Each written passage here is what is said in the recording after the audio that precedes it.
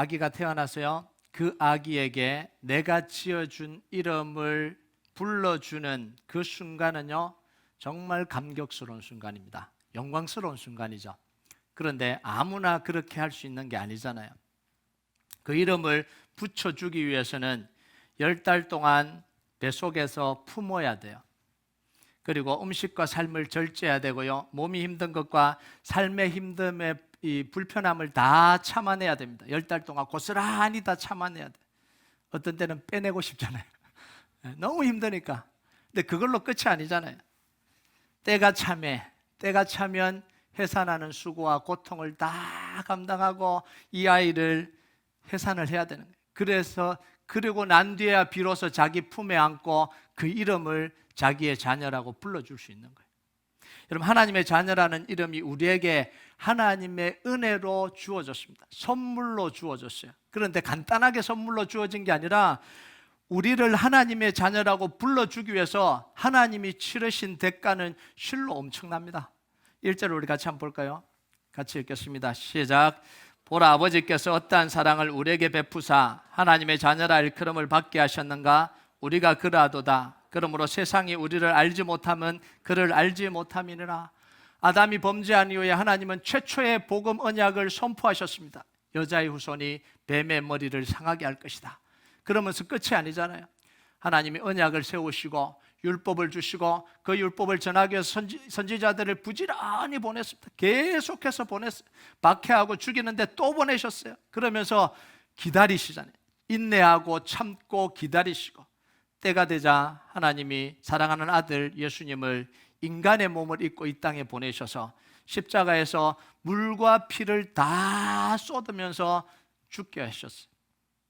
이 모든 대가를 다 치르고 우리에게 자녀라는 이름을 붙여주신 거예요.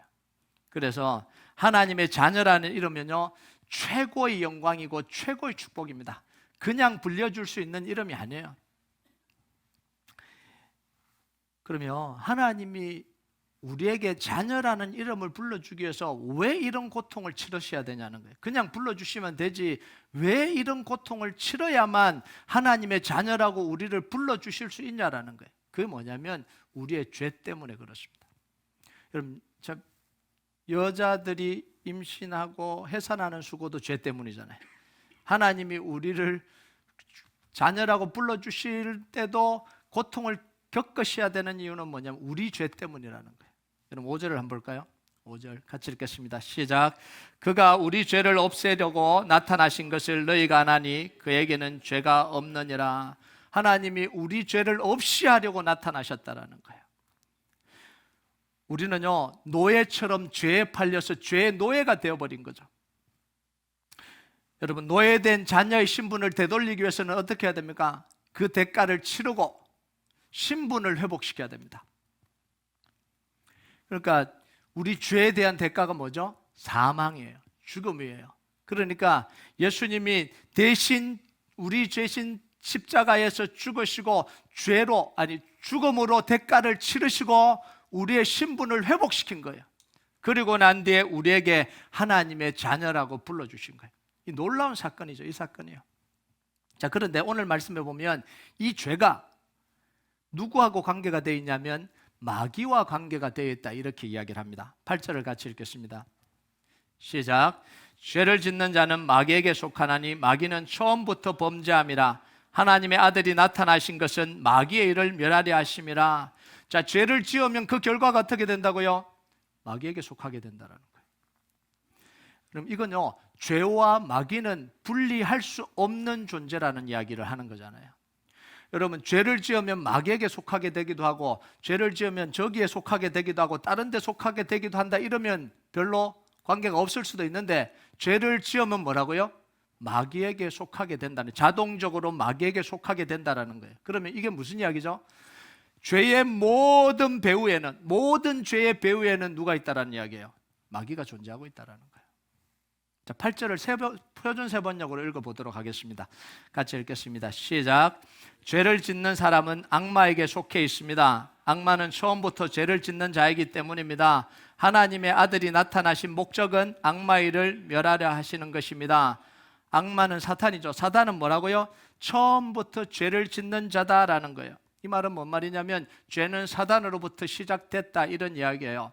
그래서 공동번역에는 좀 더 명확하게 표현합니다. 사실 죄는 처음부터 악마짓이다 이렇게 이야기를 해요. 성경에서는요 이렇게 설명을 합니다. 계시록 에스겔 28장 14절에서 15절 천천히 읽겠습니다. 시작. 너는 기름 부음을 받고 지키는 거룹이며 내가 너를 세우매 내가 하나님의 성산에 있어서 불타는 돌들 사이에 왕래하였도다. 내가 지원받던 날로부터 내 모든 길에 완전하더니 마침내 내게서 불의가 드러났도다.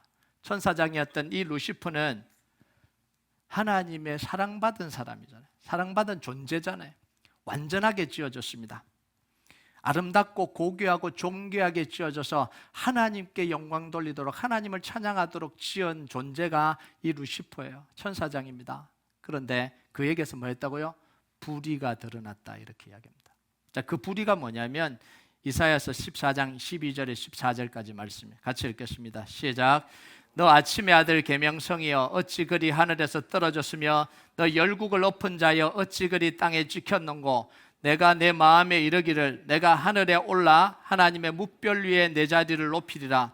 내가 북극 지폐의 산 위에 앉으리라. 가장 높은 구름에 올라가 지극히 높은 이와 같아지리라. 불의가 뭐죠? 하나님의 주신 이 고귀한 직분에 만족하지 않고 하나님처럼 되겠다라는 거예요.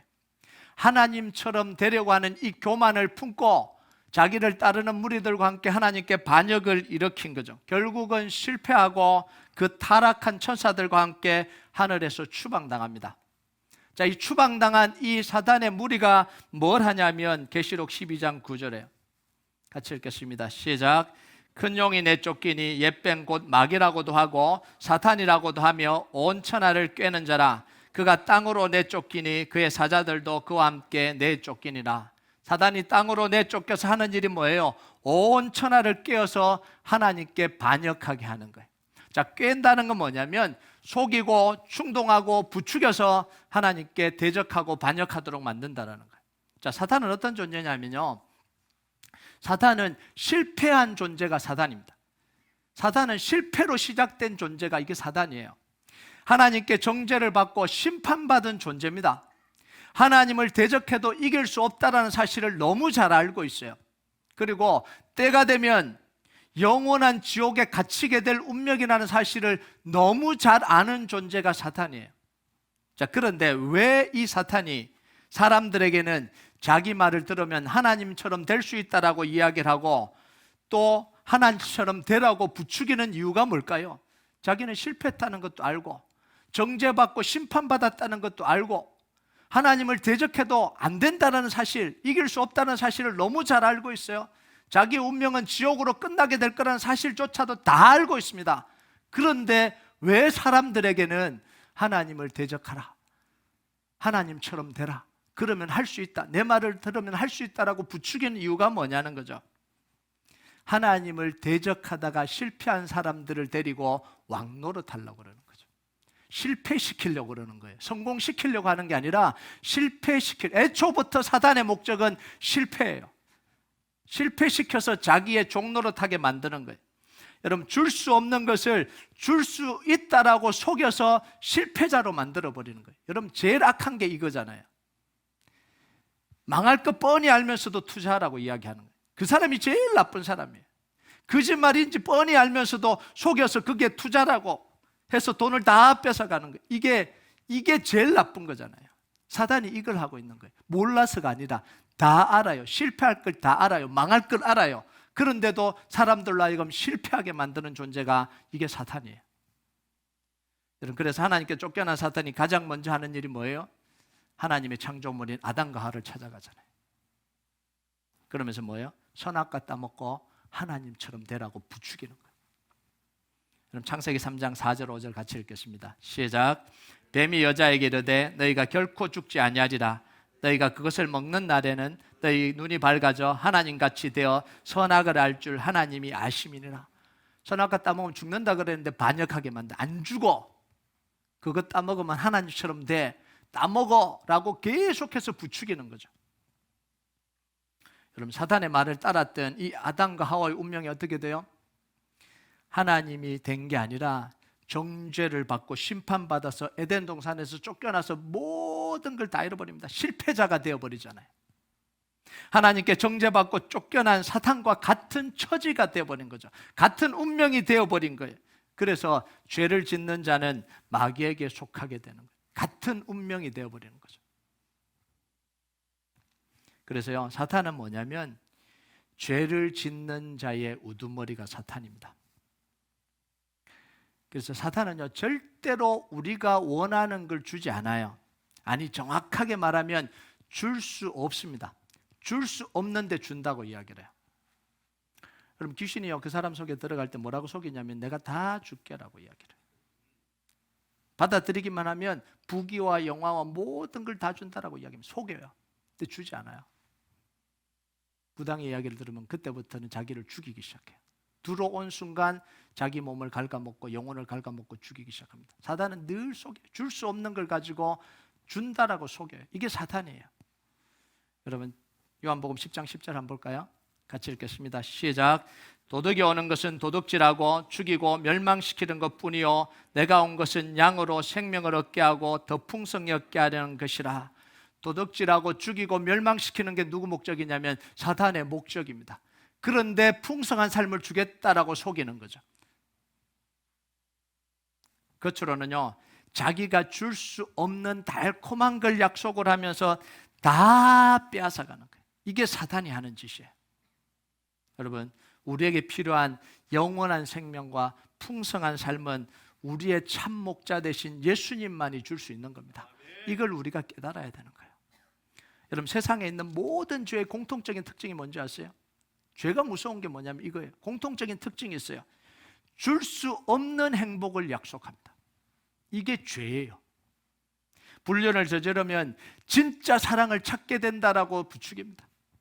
그게 너 이제 진짜 사랑을 만난 거야. 이걸 붙들어라.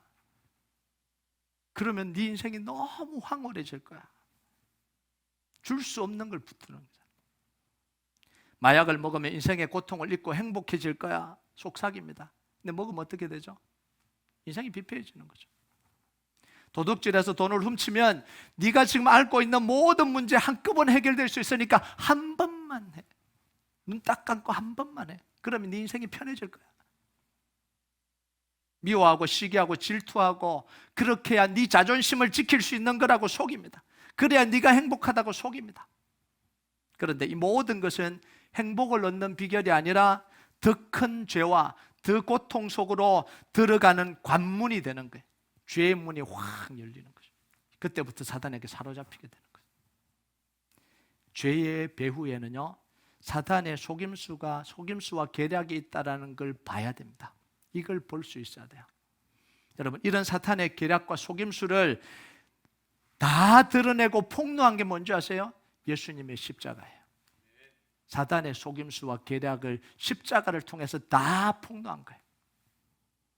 골로새 2장 13절에서 15절까지요. 같이 읽겠습니다. 시작. 또 범죄와 육체의 무할례로 죽었던 너희를 하나님이 그와 함께 살리시고 우리의 모든 죄를 사하시고 우리를 거스리시고 불리하게 하는 법조문으로 선 정서를 지우시고 제하여 버리사 십자가에 못 박으시고 통치자들과 권세들을 무력화하여 드러내어 구경거리로 삼으시고 십자가로 그들을 이기셨느니라.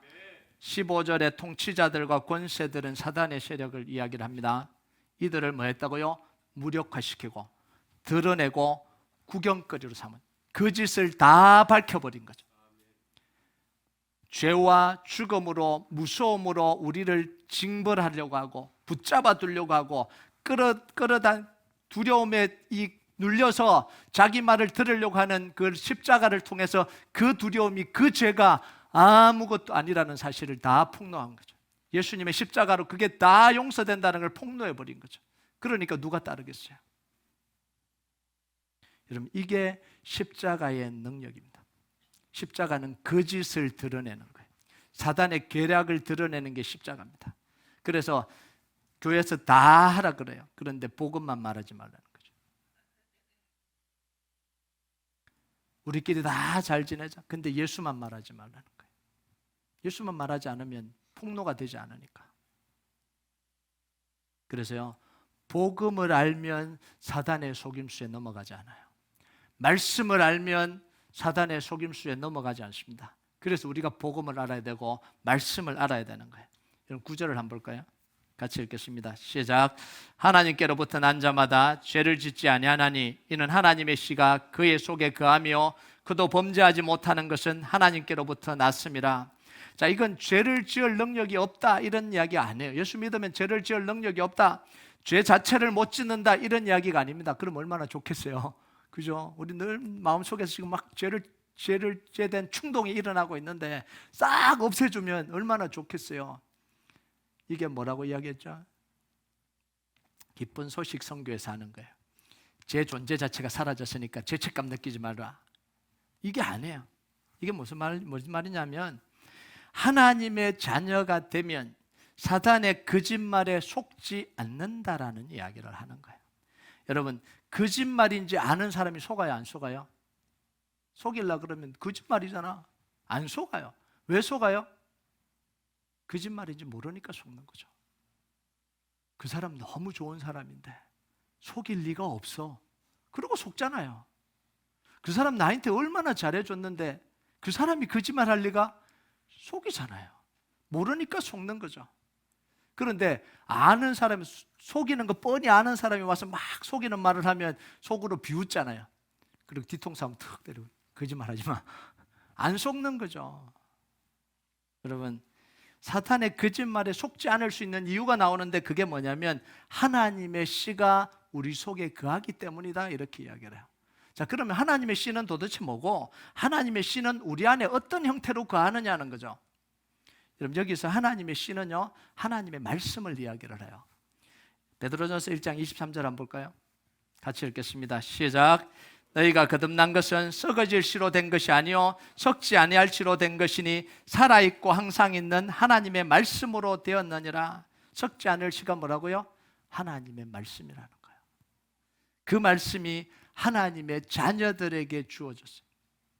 자, 근데 이 하나님의 말씀은 우리 안에 거하지만 성령님을 통해서 그 말씀이 깨달아지는 거예요. 그래서 에베소서 1장 13절 한번 보겠습니다. 시작. 그 안에서 너희도 진리의 말씀 곧 너희의 구원의 복음을 듣고 그 안에서 또한 믿어 약속의 성령으로 잊히심을 받았으니. 진리의 말씀을 듣고 복음을 듣고 우리가 하나님의 자녀가 될 때 함께 주시는 게 뭐라고요? 성령을 우리에게 주셔서 우리를 인쳐주시고, 그 성령님은 뭘 하시냐면 우리 안에서 그 말씀을 깨닫게 해주시는 거예요. 그래서 하나님의 씨는 뭐냐면 성령과 말씀이에요. 이 두 개는 세트로 갑니다. 말씀 따로 성령 따로가 아니에요. 말씀과 성령이 함께 있는 거예요. 그럼 말씀과 성령으로 우리가 어떻게 죄를 이기냐라는 거죠. 사단이 우리를 죄로 속일 때에 말씀으로 분별하게 해주시는 거예요. 말씀이 있어야 분별이 되잖아요. 그리고 성령님이 우리의 마음 속에 하나님을 사모하는 마음을 계속해서 심어주시는 거예요. 말씀을 깨닫는 지혜를 주시는 거예요. 여러분, 말씀이 있다고요 다 깨달아지는 게 아니에요. 말씀을 안다고 이길 수 있는 게 아니에요. 그걸 깨달아야 되는 거죠. 아, 지금 이 말씀 유혹하고 있구나. 말씀으로 깨달아져야 되는, 해석이 돼야 되는데 해석이 안 되니까 다른 쪽으로 해석해버리잖아요. 자기 욕심을 이루는 쪽으로 해석해버리고 죄를 짓는 쪽으로 말씀을 해석해버리고 하나님을 명령을 따르지 않는 쪽으로 해석해버리고. 이게 지금 왜 그러냐면 성령님이 그걸 깨닫게 해주셔야 되는데 그걸 둔해져 버린 거죠. 못 깨닫는 거예요. 여러분, 크리스찬들이요 굉장히 많은 경우요 말씀을, 하나님을 멀어지는 방향으로 적용하는 경우들 굉장히 많아요. 목사님, 제가 이 말씀을 받았는데요, 근데 알고 보니까 전혀 다른 방향으로 가요. 말씀을 받았고 말씀을 깨달았으면 하나님을 잘 믿는 방향으로 가야 되잖아요. 하나님을 잘 섬기는 방향으로 가야 되잖아요. 그런데 뭐냐면 돈 벌러 가는데 예배 빠지고, 돈 벌러 가면서 기도 안 하고 이 방향으로 말씀을 받았대요. 그 말씀을 제대로 받은 거예요. 그러니까 성령이 깨닫게 하는 걸 깨닫지를 못하는 거예요. 죄를 지으려고 할 때요, 성령님이 우리 안에 양심을 부추겨서 가책을 주시고 하지 못하도록 막아주시는 게 이게 성령님의 역할이에요. 말씀을 생각나게 하는 거예요. 그 죄를 짓는 순간에 말씀을 생각나게 하는 거예요. 사단의 속임수를 구별할 수 있는 지혜를 주시는 거예요. 그래서 말씀을 아는 게 너무너무 중요합니다. 성령님의 도우심을 구하는 게 너무너무 중요해요. 그래서 이 요셉이 보디발의 아내가 유혹할 때 죄를 지으려고 하는 그 순간에 성령님이 그 마음 속에서 말씀을 주시는 거예요. 내가 이 큰 죄악을 지어서 어떻게 하나님 앞에 범죄하겠냐, 이렇게 확 일어나는 거죠. 안 그랬으면 벌써 이제 거기 넘어갔겠죠. 벌써 그냥 유혹했겠습니까? 너 노예 신분 벗겨주고 나한테 잘하면 다 네가 여기서 잘 살 수 있도록 얼마나 유혹을 했겠어요. 그게 보면 매일 유혹했대. 매일 유혹한 거죠. 그런데 그걸 어떻게 이겼겠어요? 그 속에 말씀이 있으니까, 성령이 말씀해 주시니까. 이건 죄를 짓는 거야. 끊임없이 말씀해 주시니까 이길 수 있는 거죠. 여러분, 이 사탄이요 얼마나 뻔뻔하냐면 대놓고 거짓말을 합니다. 근데 누구에게까지 거짓말하냐면 예수님에게까지 거짓말해요. 이게 사탄이에요.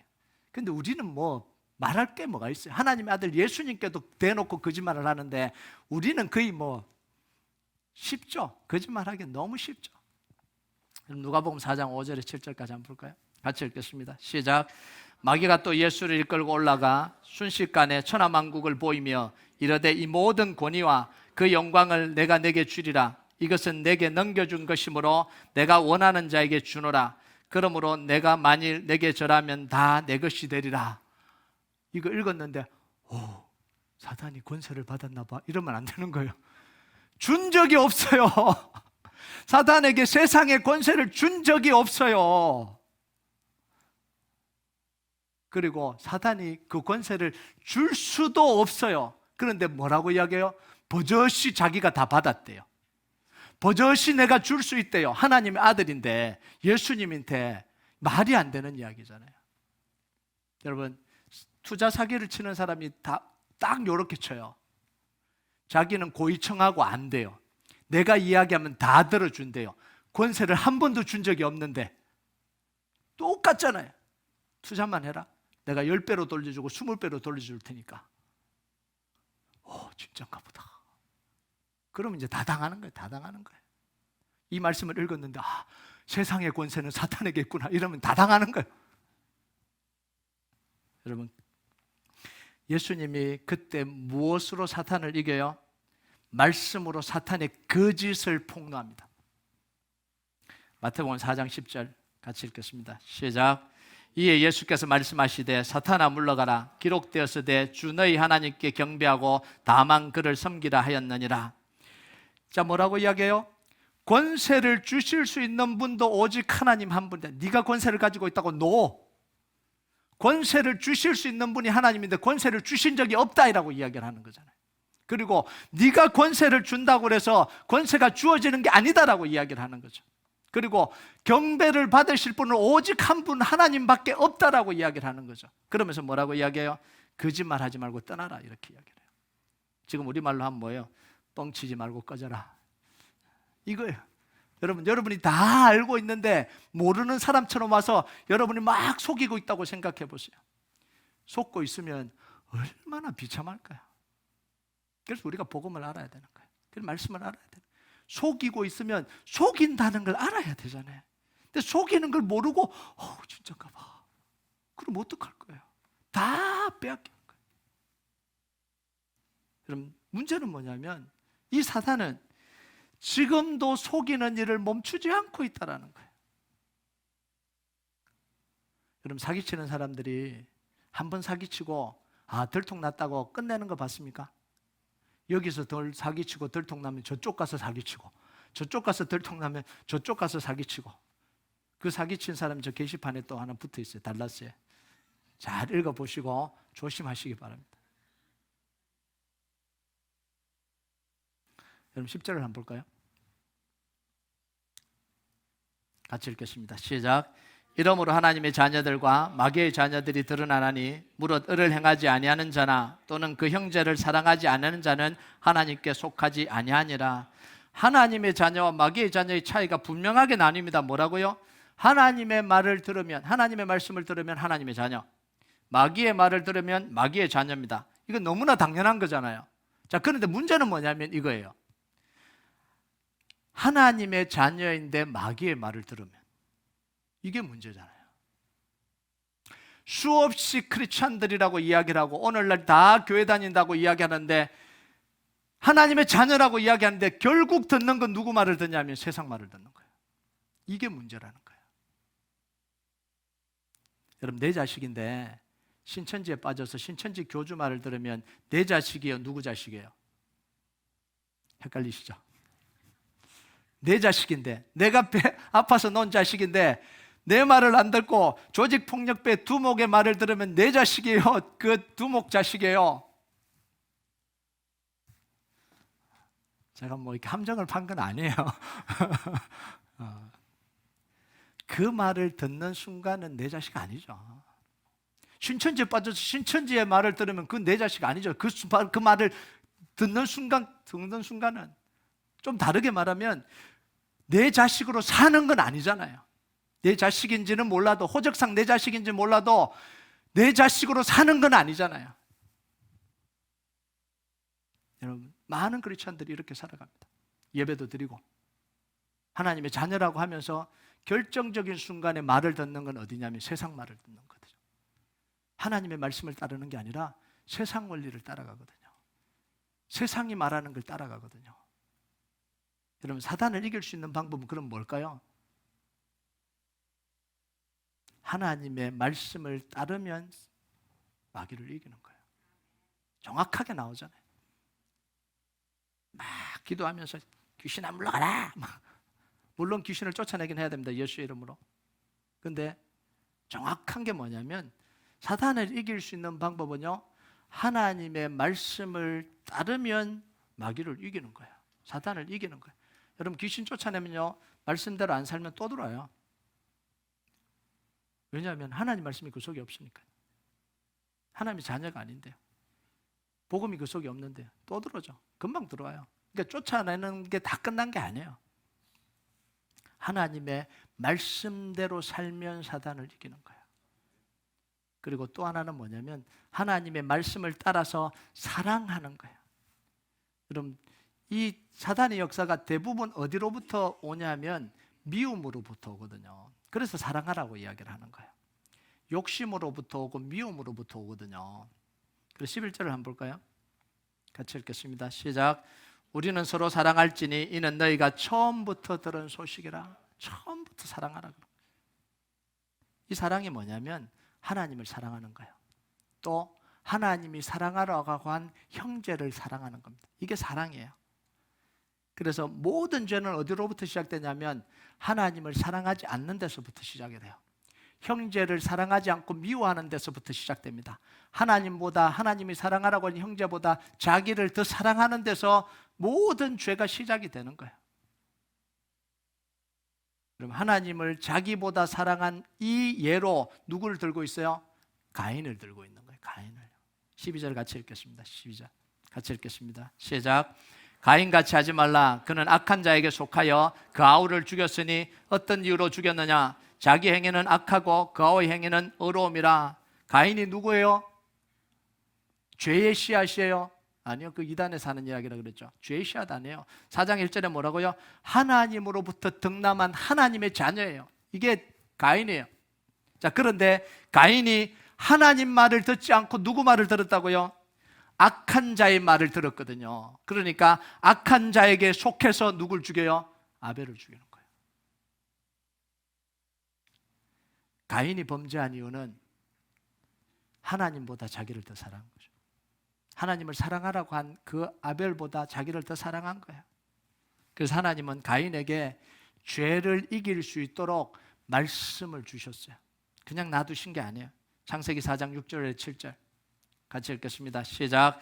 여호와께서 가인에게 이르시되 내가 분하여함은 어찌 됨이며 안색이 변함은 어찌 됨이냐? 내가 선을 행하면 어찌 낯을 들지 못하겠느냐? 선을 행하지 아니하면 죄가 문에 엎드러 있느니라. 죄가 너를 원하나 너는 죄를 다스릴지니라.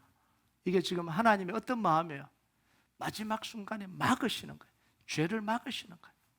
호통치고 너 죄 지었으니까 이 나쁜 자식아 끝나, 이게 아니에요. 이 죄를 지으려고 하는 이 죄성이, 이 죄의 욕구가 막 끌어오를 때에 하나님이 막으시는 거예요. 아벨을 죽이려고 하는 그 분노를 하나님이 지금 말씀으로 막으시는 거예요. 여러분, 가인은요, 아벨이 사랑이 안 되잖아요. 왜 안 돼요?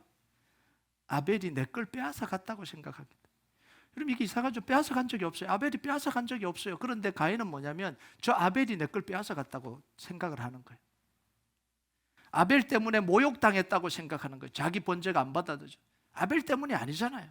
자기 때문인데. 자기 행위를 회개하고 아벨을 사랑하라고 한 하나님 말씀을 거부하는 거예요.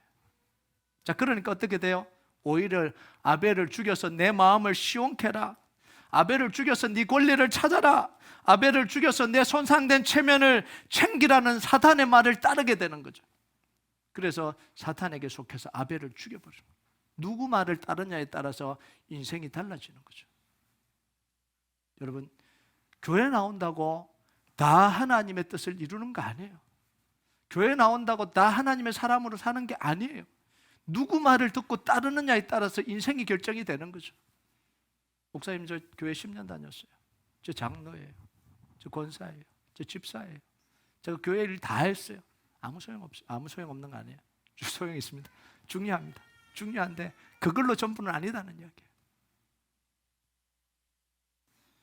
여러분, 우리가 하나님 말씀을 따르고 싶은데요, 힘들 때가 너무 많아요. 이게 쉽나요? 하나님 말씀하신다고 따르기가 쉽나요? 어렵죠. 왜요? 내 욕구가 있거든요. 내 자존심이 있잖아요. 나를 사랑하는 게 있잖아요. 이때 사탄이 속삭입니다. 뭐라고 속삭일까요?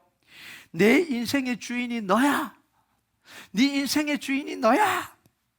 네 생각대로 해. 네 감정대로 해. 너는 감정도 없냐? 막 아멘 하고 싶죠. 네 이익이 손상되지 않도록 해. 너 지금까지 참아왔잖아. 그 인간 하는 거 다 봤잖아. 또 도와주려고 뒤송치실 거 뻔히 아는 거 너 다 알잖아. 그러니까 이제 죄송합니다. 그 짓 그만하고, 이제 그 하는 거 이제 그만하고, 너를 사랑해. 니나 챙겨. 이게 사탄의 속임수잖아요. 사탄이 주는 말을 들으면요, 달콤해요. 속이 시원해요. 이렇게 말해줄 수가 없어요. 너무너무 좋아요. 목사님 찾아가면 그래도 참아야 된다. 믿음으로 살아라. 속이 고구마 하나 먹은 뒤 답답한데 사탄의 이야기 들으면 이렇게 시원해요. 시원한데 죄를 짓게 되잖아요. 저는요, 뭐가 제일 감사한지 아세요? 저한테 사람을 해칠 능력이 없다라는 게 너무너무 감사한 거예요. 사람의 인생을 망쳐버릴 능력이 없다는 게 너무너무 감사한 거예요. 가끔씩 그런 생각이 들 때가 있거든요. 내가 가진 능력이 있다면 인생을 좀 그냥 털어버리고 싶은, 저한테만 있다고 막 그렇게 바라보지 마시고 그런 마음이 있는 거죠. 저 인생 내가 능력만 있으면 그냥 쥐어갖고 털어버리고 싶어요. 근데 너무너무 감사한 게 그럴 능력이 없다는 게 너무 감사한 거예요. 만약 그럴 능력이 있으면 그랬을지도 모른다고 생각하니까요, 너무 무서운 거예요. 내가 한 사람의 인생을 망쳐버릴 수 있다는 존재가 되는 게 이게 너무 무서운 거예요. 여러분, 이걸 이기는 방법은요, 하나님의 말씀을 묵상하는 거예요. 다른 방법이 없어요. 사탄이 주는 마음을 거부하고 사랑하고 용납하고 불쌍히 여기라는 하나님 말씀을 따르는 길밖에 없습니다. 근데 안 되잖아요, 이게요. 그러려면 내 욕구가 일어나거든요. 일어날 때마다 뭘 해야 돼요? 또 말씀을 묵상해야 되는 거죠. 또 기도하고, 또 감정이 일어날 때마다 또 말씀을 붙들고 성령님의 이 능력을 또 구해야 되는 거예요. 사단이 주는 감정에 속지 않도록 또 기도해야 되는 거예요. 계속 올라오니까요. 여러분, 이 감정이라는 게요, 한번 들어오면 얼마나 힘든지 아세요? 미움이 한번 확 들어오면요, 하루 종일 분노가 올라와요. 지금 당장 전화해갖고 그랬다가 아니지 그랬다가 또 쪼지나면 내가 아는 사람한테 다 이야기해서 아주 그냥 인생을 그냥 다 계속 열이 막 나고요. 막 바이러스가 들어온 것처럼 한 번은 아팠다가 한 번은 열이 났다가 한 번은 속이 막 베베 꼬였다가 약을 먹었는데도 지나니까 또 아프고. 여러분 이게요 우리 인생 속에서 일어나요. 말씀 붙들고 기도하면 조금 내려왔다 싶은데 또 좀 지나면 또 확 올라와요. 미칠 것 같아요.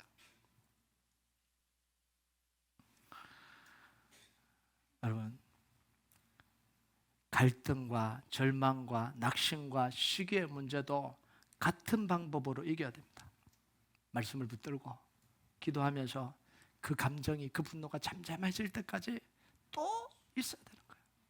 여러분 제가 인생을 살아가면서요 이런 적이 꽤 많아요. 정말 막 그 문제 때문에 막 열이 나고 막 아프지도 않는데 막 열이 막 나고요. 막 속이 막 너무 힘들고요.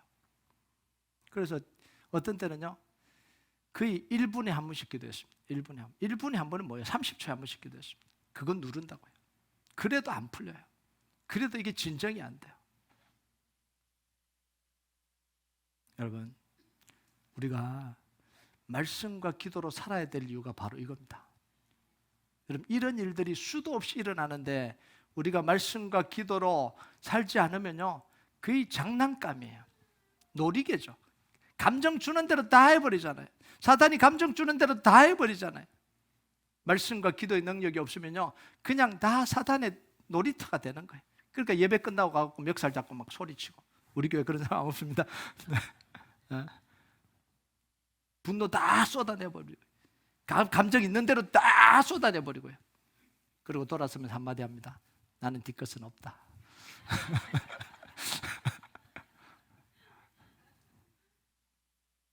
여러분 이 분노가 내가 왜 해야 되고 내가 이 사람 문제인데 왜 내가 고민해야 되고 내가 왜 이렇게 해야 되냐. 그때 뭘 해야 되냐면요 하나님이 어떻게 나에게 해주셨는지를 묵상해야 돼요.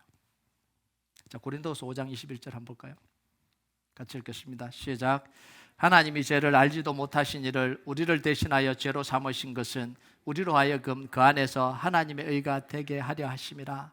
우리 죄 때문에 멸망하는데 하나님 뭐 하셨다고요?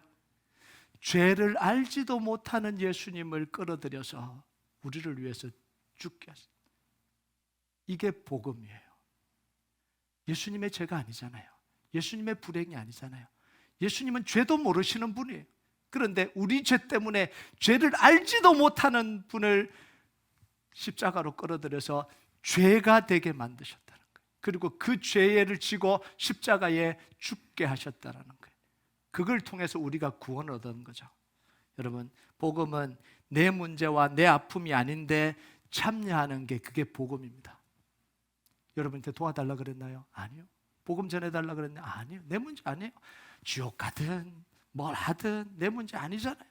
그런데 정말 복음은 뭐냐면 내 문제가 아닌데 내 아픔이 아닌데 내 문제처럼 아파해주고 내 문제처럼 고민해주고 내 문제처럼 같이 손잡아주고 일으키는 게 그게 복음이에요. 목사님 제가 왜 그걸 해야 돼요? 아니 그 사람 싫어요. 그건 복음이 아니에요. 아니 그 사람 성격도 싫고 보기도 싫어요. 그건 복음이 아니죠. 뭐 예수님 우리가 좋아서 십자가 지셨어요? 여러분 하나님의 자녀됨은 어디에서 나올까요? 나 10년 믿고 20년 믿고 30년 믿고 나 목사야 여기서 나오지 않아요. 하나님의 말씀을 듣고 따르고 순종하는 데서 하나님의 자녀됨이 나오는 거예요. 하나님의 자녀됨의 영광은 어디서 나올까요? 하나님의 자녀됨의 권세를 알고 사단의 속임수를 이기고 악한 자를 이길 때에 그게 자녀됨의 영광이에요. 30년 믿었다고 교회에서 목에 힘주는 게 자녀됨의 영광이 아니에요. 교회에서 내 말에 다 순종한다. 이게 자녀됨의 영광이 아니에요. 정말 복음의 능력을 깨닫고 악한 자를 이기는 게 자녀됨의 영광이에요. 자랑하려면 그걸 자랑하세요. 다른 거 자랑하지 말고. 그게 자랑거리잖아요. 여러분, 하나님의 자녀는요, 소망이 있어요. 하나님처럼, 예수님처럼 살려고 하는 소망이 있어요. 3절을 한번 읽어볼까요? 3절 같이 읽겠습니다. 시작. 주를 향하여 이 소망을 가진 자마다 그의 깨끗하심과 같이 자기를 깨끗하게 하느니라. 자기를 깨끗하게 하는 게 뭐죠? 자기 생각을 버리고 하나님의 말씀을 받아들이는 거예요. 그러면서 뭐예요? 하나님의 뜻을 따르고 싶은 갈망이 생기는 거예요. 하나님의 뜻을 알고 싶은 갈망이 생기는 거예요. 정말 내가 깨달은 이 복음을 가지고 한 영혼을 살리고 싶은 갈망이 생기는 거예요. 사단의 종로를 타고 죄와 이 사단에게 눌려갖고 근심과 걱정으로 인생을 비피하게 살아가는 사람에게 진짜 복음의 능력을 알려줘서 생명 얻게 하려고 하는 갈망으로 사는 거예요. 이게 하나님의 자녀예요. 여러분, 세상의 모든 것은요, 유혹하는 힘이 있어요. 배우는 것도, 놀이도, 투자도 다 유혹이잖아요. 그 말을 들으면 돈 벌고 싶어서 투자하고 싶고, 놀고 싶어서 놀고 싶고, 귀가 이렇게 막 했고, 막 가슴 속에 막 하고 싶은 이런 마음이 들잖아요.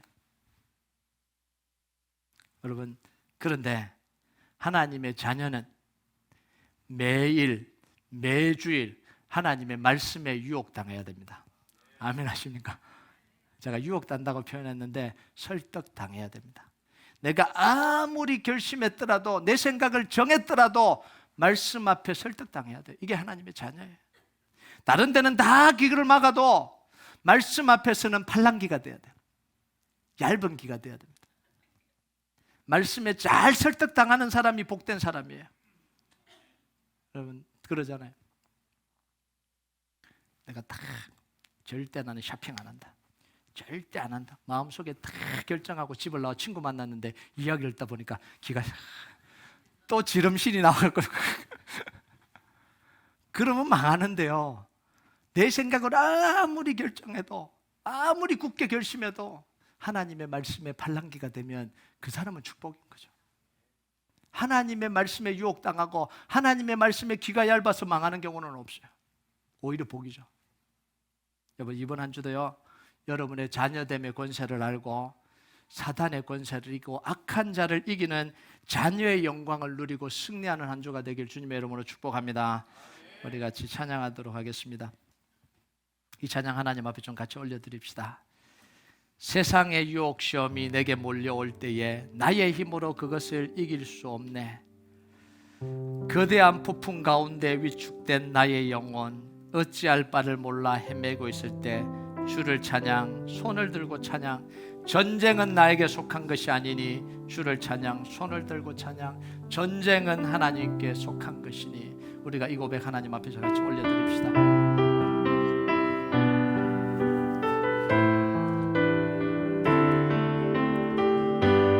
세상의 유혹 시험이 내게 몰려올 때에 나의 힘으로 그것을 모두 이길 수 없네. 거대한 폭풍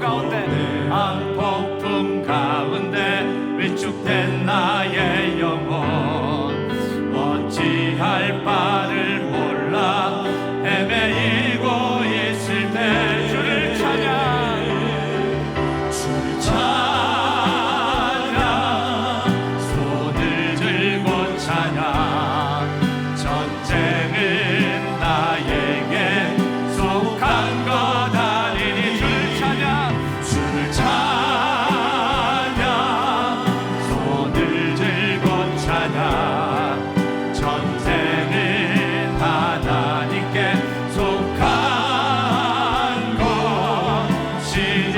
거짓과 속임수로 가득 찬 세상에서, 거짓과 속임수로 가득 찬 세상에서 어디로 갈지 몰라 머뭇거리고 있네. 갈지 몰라 머뭇거리고 있네.